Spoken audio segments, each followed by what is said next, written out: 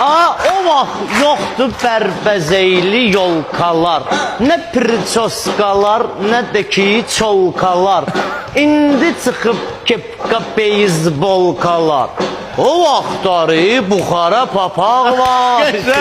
O vaxtları Buxara papaq var idi. Vəziyyətə şükr edərdik. Hər bir nazı neymətə şükr edərdik. Allah verən qismətə şükr edərdik.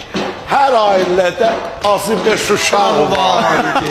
Hər ailədə azı 5 uşaq var idi. O vaxtları öntiqə çağ var idi. Həyata tamam başqa maraq var idi. Qəzəlləri biz yazardıq kağaza. Toyda da çox güc verməzdi boğaza. Böyük sərpayı verərdi icazə. Onda mərifət qanacaq var idi.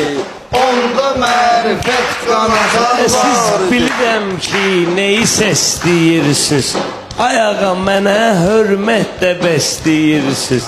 Deməyinə hamısını yaxşı deyirsiniz. Heyif bunların hamısı qabaq var idi.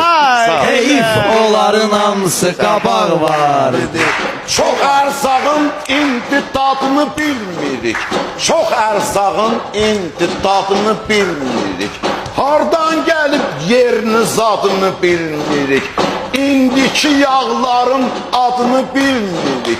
Əvvəl də vardı kərə yağı var idi.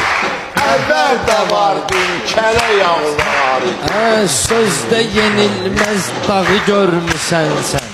O vaxt ki əla yağı görmüsən sən. Ağa Səlim çıldağı görmüsən sən. Sizin kəndinizdə ocaq var idi. Sizin kəndinizdə ocaq var idi. O vaxt ay ata idi, indi ay papa. Adam o cür dövranı hardan tapa? İndi girirlər Facebook'a, WhatsApp'a.